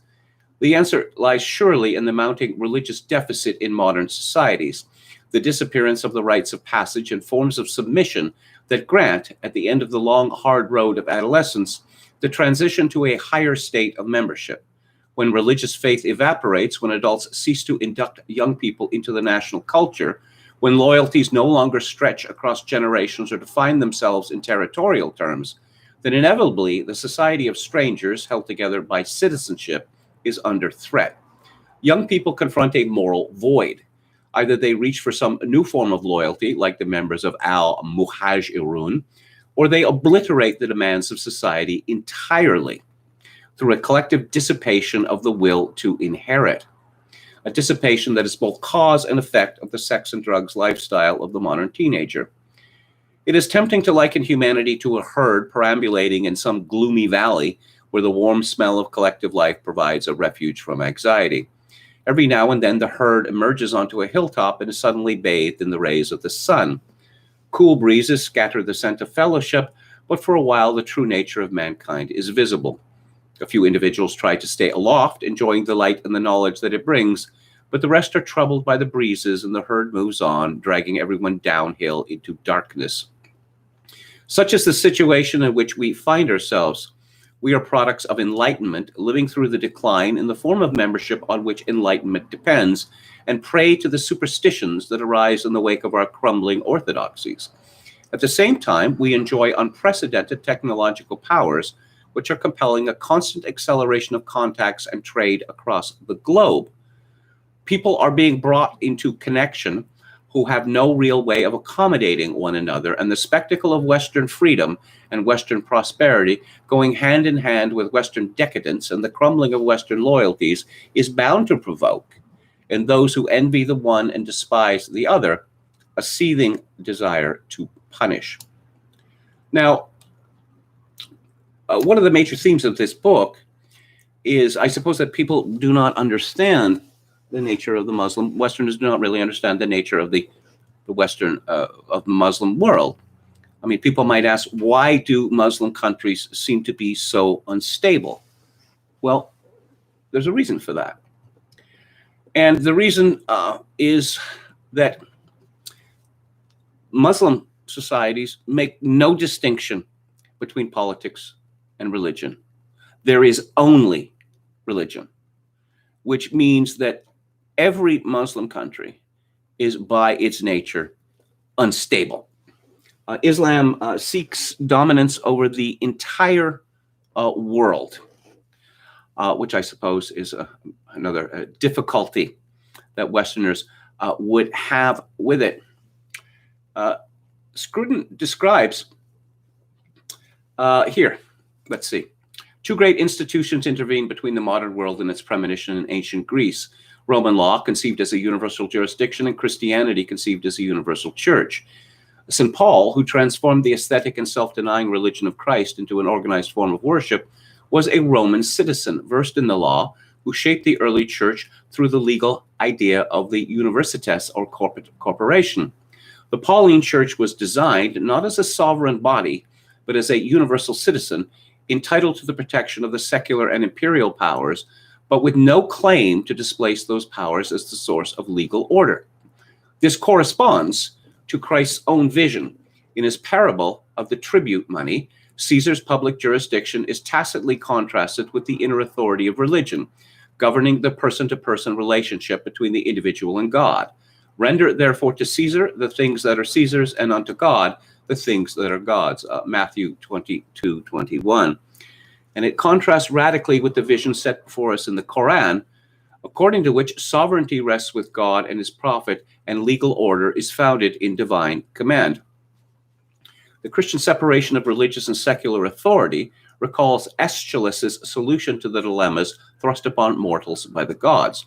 This Christian approach was developed by St. Augustine in the City of God and endorsed by the 5th century pastoral rule of St. Gregory, which imposed the duty of civil obedience on the clergy. The 5th century Pope, Gelasius I, made the separation of church and state into doctrinal orthodoxy, arguing that God granted two swords for earthly government, that of the church for the government of men's souls, and that of the imperial power for the regulation of temporal affairs. This idea persists in the medieval distinction between regnum and sacerdotium, and was enshrined in the uneasy coexistence of emperor and pope on the two universal thrones of medieval Europe. Much wise and subtle argument was expended by medieval thinkers on the distinction between the two sources of authority in human affairs, with the early 14th century thinker Marsilius of Padua expressing what was to become the accepted Western view of the matter in his Defensor Pacis. According to Marsilius, it is the state and not the church that guarantees the civil peace, and reason, not revelation, to which appeal must be made in all matters of temporal jurisdiction. With the breakdown of papal jurisdiction and the rise of the Reformed churches, ecclesiastical law had less and less influence on the business of government. This result did not come about without conflict, and in several cases, England being the most striking instance, there resulted an explicitly national church under the authority of a secular monarch. Nevertheless, throughout the course of Christian civilization, we find a recognition that conflicts must be resolved and social order maintained by political rather than religious jurisdiction. The separation of church and state was from the beginning an accepted doctrine of the church. Indeed, this separation created the church, which emerged from the Dark Ages as a legal subject with rights, privileges, and domestic jurisdiction of his own. And it was through his theory of conciliar government that Nicholas of Cusa, in 1433, introduced the modern understanding of corporate personality and made it fundamental to our understanding of the church. No similar institution exists in Islamic countries. There is no legal entity called the mosque to set beside the various Western churches. Nor is there any human institution whose role it is to confer holy orders on its members. Those Muslims who have religious authority, the ulama, those with knowledge, possess it directly from God. And those who take on the function of the imam, the one who stands in front, so leading the congregation in prayer, are often self-appointed to this role. Islam has never incorporated itself as a legal person or a subject institution, a fact that has had enormous political repercussions. Like the Communist Party in its Leninist construction, Islam aims to control the state without being a subject of the state. Freedom of conscience requires a secular government, but what makes secular law legitimate? That question is the starting point of Western political philosophy and is now mired in academic controversy. But to cut an interminable story indecently short, the consensus among modern thinkers is that the law is made legitimate by the consent of those who must obey it. This consent is shown in two ways: by a real or imagined social contract, whereby each person agrees with every other to the principles of government, and by a political process through which each person participates in the making and enacting of the law. The right and duty of participation is what we mean, or ought to mean, by citizenship. And the distinction between political and religious communities can be summed up in the view that the first are composed of citizens, the second of subjects. It is for this reason that politicians, asked to define what they mean by the West and what the war against terrorism is supposed to be defending, will invariably mention freedom as the fundamental idea. Without freedom, there cannot be government by consent, and it is the freedom to participate in the process of government and to protest against, dissent from, and oppose the decisions that are made in my name that confer on me the dignity of citizenship. Put very briefly, the difference between the West and the rest is that Western societies are governed by politics, the rest are ruled by power. Now, Scruton goes into considerable length in describing how the bonds of citizenship are frayed, become frayed, or they've been deliberately destroyed, actually, through this self-hatred in the West and the rise of the culture of negation, that everything that we do is bad. And we have this otherism. Let's see. The family. Let's talk about the family. In a secular society, the family is without that all-important fund of moral and ideological support. It begins to seem less and less like a divinely sanctioned duty and more like a defeasible human choice. One mark of modern conservatism has been its iconization of the family as an object of intrinsic value. The family, no longer seen as a necessary byproduct of faith, becomes an end in itself, the source, rather than the product, of communal values. We see this iconization of the family clearly in the first important theoretical works of modern conservatism, Hegel's Philosophy of Right and Burke's Reflections on the French Revolution, and in the remaking of the European monarchies in the 19th century as royal families, whose rule was validated by their benign domesticity. And the emphasis on family values remains today as a forlorn cry of the conservative voice, summoning us away from our pleasures. As loyalties and pieties dwindle with divorce, promiscuity, and a general evasiveness towards long-term commitment, there arises a new attitude towards the family, one not of skepticism, but of repudiation. The family is denounced as a source of oppression or as a patriarchal institution dedicated to the subordination of women. Shortly after the family had been iconized by Hegel, it was satirized by Marx and Engels in The Holy Family. But the real intellectual war against the family is a product of the late 20th century and part of a great cultural shift from the affirmation to the repudiation of inherited values. Wilhelm Reich, R.D. Laing, Aaron Esterson, and radical psychotherapists of their persuasion see the family as a burden imposed by the past, a way in which parents encumber their offspring with an inheritance of defunct authority. Schizophrenia, in Lang's view, arises because the self is made other by the parental imposition of dysfunctional norms. Following the lead set by such thinkers and by Michel Foucault in his Histories of Sexuality, Madness, and Medicine, radical feminism set out to deconstruct the family entirely, exposing it as an instrument of male domination and advocating new kinds of negotiated union in its place. A section of society that is solidly committed to family values and to the division of roles that makes families durable. But this section of society does not have any real voice in the shaping of public opinion. The message of the media, the academy, and the opinion-forming elite is feminist, anti-patriarchal, and opposed to traditional sexual prohibitions such as those governing abortion, homosexuality, and sex outside marriage. More importantly, the culture of the elite has undergone a kind of moral inversion, to use Michael Polanyi's idiom. Permission turns to prohibition, and the advocacy of alternatives gives way to a war against the former orthodoxy. The family, far from enjoying the status of a legitimate alternative to the various transgressive postures lauded by the elite, is dismissed out of hand as a form of oppression. An old structure of social membership has proved untenable, and by repudiating it, we briefly enjoy a new form of membership as comrades in arms against the past. Membership, when offered in this way, fresh, rejuvenating, a bit to cleanse and liberate the world, is a covert appeal to the religious rather than the political experience of society. Feminism claims, like Marxism, to be a political movement, but it is in fact a movement against politics, just as Marxism has been.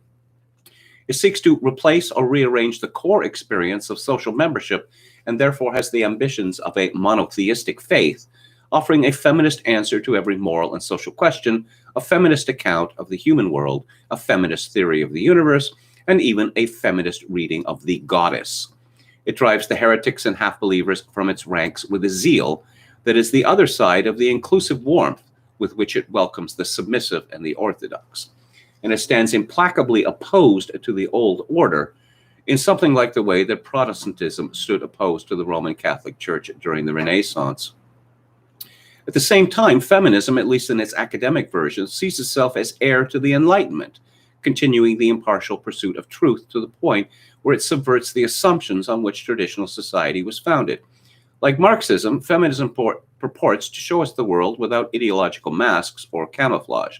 Nevertheless, it too has an ideological purpose. Its repudiating zeal is not, as a rule, directed against Islam or the cultures of the East. It is directed against the West, and its message is down with us. Such is a general truth about political correctness, of which feminism is an obligatory component. While exhorting us to be as inclusive as we can, to discriminate neither in thought, word, nor deed against ethnic, sexual, or behavioral minorities, political correctness encourages the denigration of what is felt to be most especially ours. The Director General of the BBC recently condemned his organization and its programs as obnoxiously white and middle class. Academics sneer at the curriculum established by dead white European males. A British race relations charity has condemned the affirmation of a British national identity as racist, and so on. All such abusive utterances conform to the code of political correctness. For although they involve the deliberate condemnation of people on grounds of class, race, sex, or color, the purpose is not to include the other, but to condemn ourselves. The gentle advocacy of inclusion marks the far from gentle desire to exclude the old excluder. In other words, to repudiate the cultural inheritance that defines us as something distinct from the rest. The down with us mentality is devoted to rooting out old and unsustainable loyalties. And when the old loyalties die, so does the old form of membership. Enlightenment, which seeks to lead of its own accord to a culture of repudiation, thereby threatens enlightenment. For it undermines the certainties on which citizenship is founded. This is what we're witnessing now in the intellectual life of the West. In place of the Enlightenment emphasis on reason as the path to objective truth has come the view from outside, in which our entire tradition of learning is put in question as a preliminary to its rejection. The old appeal to reason is seen merely as an appeal to Western values, which have made reason into a shibboleth and thereby laid claim to an objectivity that no culture could possibly possess. For cultures offer membership, not truth, and can therefore make no exclusive claims on the one who sees them from a point of view outside their territory. Moreover, by claiming reason as its source, Western culture has, according to the fashionable postmodernist critique, concealed its ethnocentrism. It has dressed up Western ways of thinking as though they had universal force. Reason, therefore, is a lie, and by exposing the lie, we reveal the oppression at the heart of Western civilization. The dethroning of reason goes hand in hand with a hostility to the belief in objective truth. The authorities whose works are most often cited in debunking Western culture are all opponents of this belief. And like the laws of logic, the belief in truth and rational argument is impossible to defend without, at the same time, presupposing it.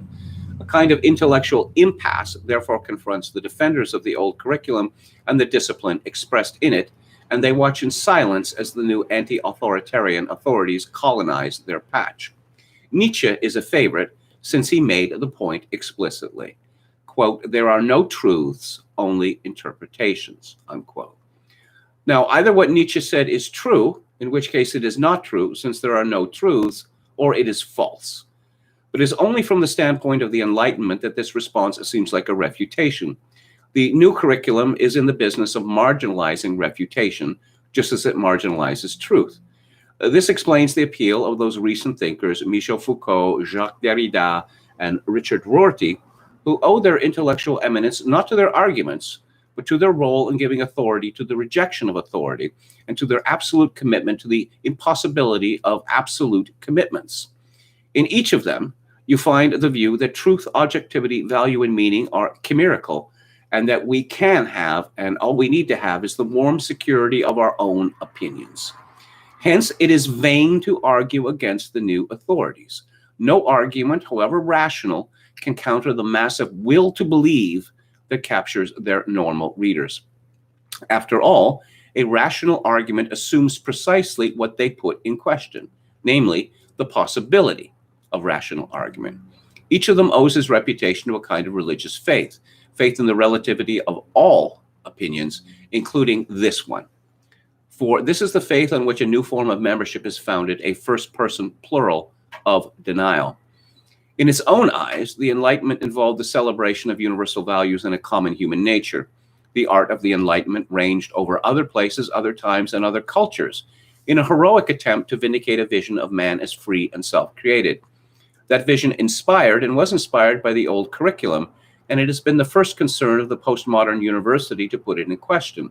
This explains the popularity of another relativist thinker, Edward Said, whose striking book Orientalism showed how to dismiss Enlightenment itself as a form of cultural imperialism.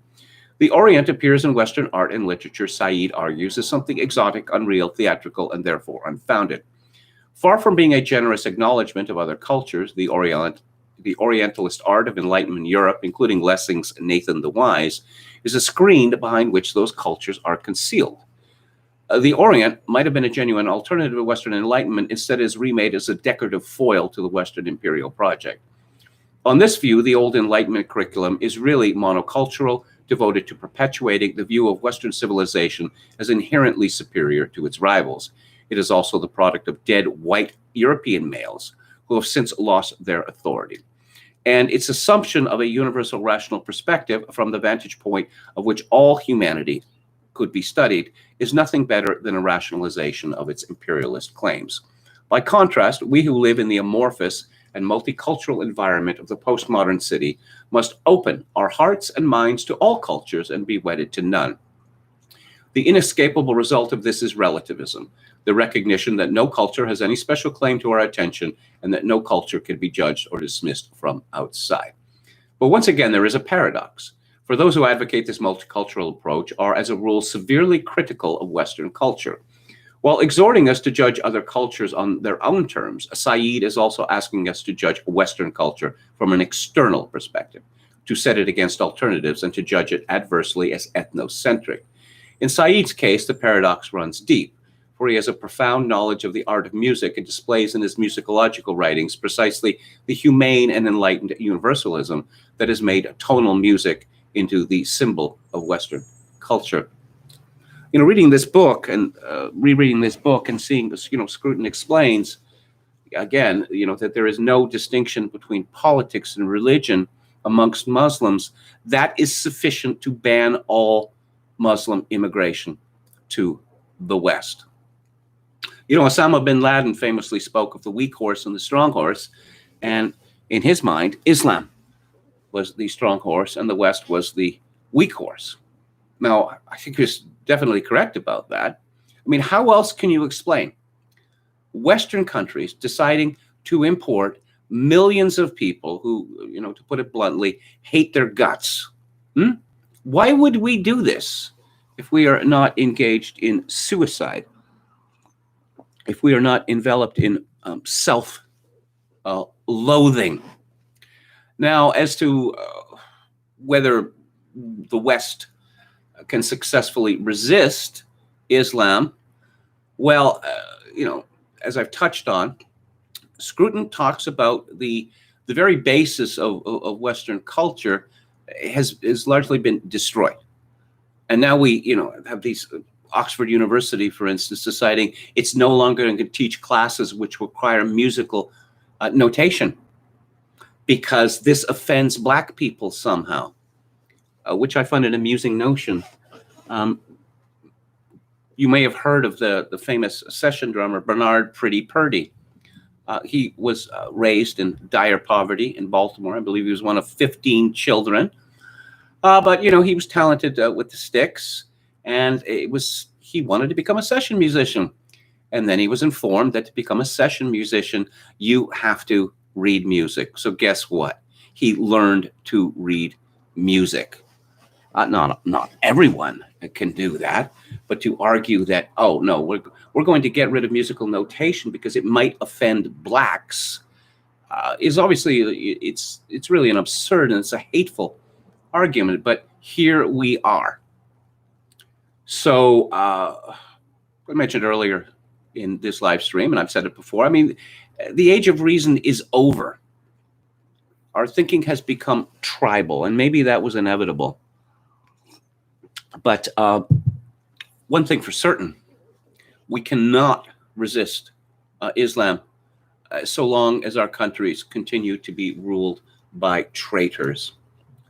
So those are my thoughts on Roger Scruton's The West and the Rest, which again, it's not a very long book, but this is a book which, if you read this book, you read one chapter at a time, and then you spend a lot of time thinking about it, because a great deal of ground is covered.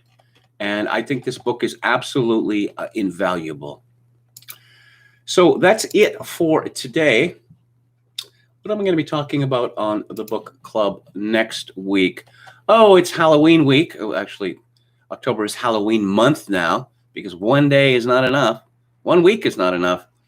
So on Theater Thursday, I'm going to be discussing a famous French horror film from 1960, Eyes Without a Face. I'm going to be on the book club. I am going to be discussing Bret. Is it Bret Ellis Easton? Yes, Bret Easton Ellis's American Psycho. I've never seen the movie. I've seen bits of the movie. Everyone's seen bits of the movie, but there's a scene involving the torture of women. And I've got to a point now where I can no longer bear to see people being tortured on screen, and especially women. And on Music Monday, which is 3 days from now, I'm going to be talking about scary music videos. So I will be back on Monday at 4 p.m. Pacific, 7 p.m. Eastern. And hopefully, God willing, it will not be a Crypsis cast. If you would like to make a donation to this live stream, which would be gratefully received, especially at this, how would I say, this point in my life, my PayPal account is attached to Kevin_Grace@hotmail.com. Once again, Kevin_Grace@hotmail.com. If you were in Canada, donation to the live stream may be made directly via interact@kevingrace@shaw.ca. And I suppose I should... Yes, Gamion says, glorious show as always, KMG. Well, thank you so much. I appreciate it. I will leave you with this. As always, my benediction in these days of social atomization and civilizational collapse. I do dearly wish that you, my dear viewers and listeners, manage to forge a genuine human connection in order to ease the burden. Good night.